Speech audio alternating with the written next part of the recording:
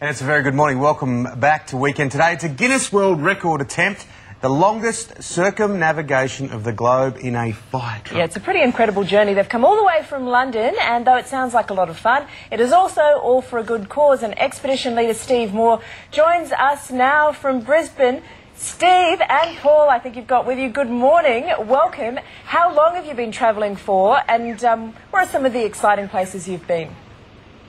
All right, good morning. Today is day 132, I think, though I am beginning to lose count now from pure exhaustion.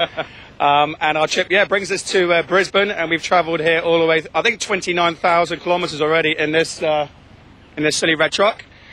Through places such as sort of Russia, Kazakhstan, Mongolia and China and places like that, so it's been pretty epic already. Yeah. You've certainly timed your run via the itinerary. You landed for day 4 of the first Ashes test. Are you going to put out the fire at the moment, the Australian fire, because we're burning you up?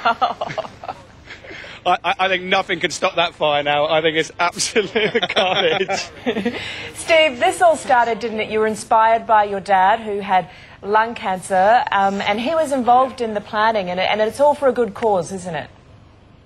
Yeah, it's really nice actually that during the palliative care that we had time, and he looked over the plans. He sort of really had a good look at the nonsense that we were planning. Really appreciated the effort, but I don't think even he knew how well it'd escalate around the world and all the people that we would see and certainly all the kilometres that we've driven. How far have you got to go? Oh, it's a long way. I think we're about halfway.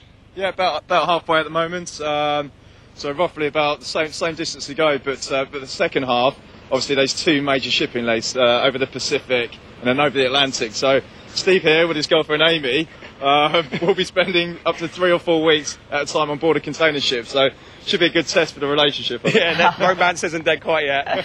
What are some of the difficulties that you've had during your journey, some of the challenges?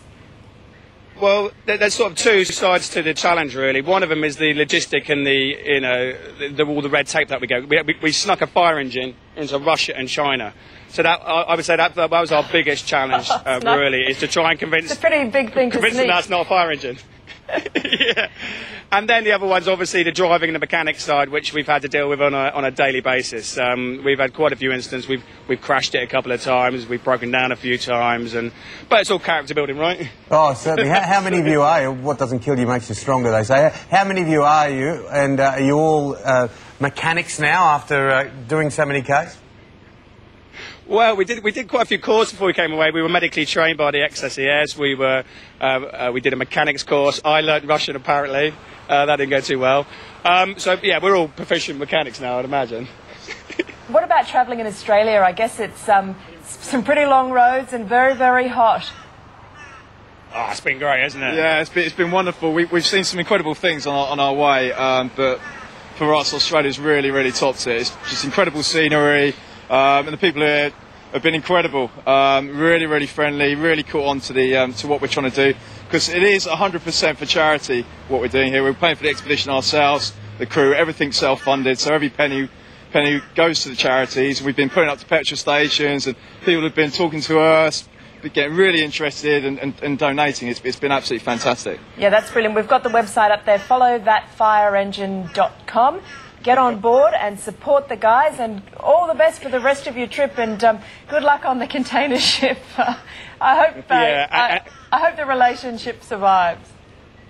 Thank you very much. And please be gentle with us today at the cricket, please. Oh, we will try. And if you're feeling a little bit homesick, don't get too uptight. It's about -10, and it's going to be that way in England for the next 2 weeks with the coldest snap in about 7,000 years. So hopefully enjoy the Australian sunshine. Sure. Thank you very much. Thank you very much. Thanks, great. Thanks, Steve. Thank you, Paul. Aren't they great guys? Yeah, lovely. Yeah.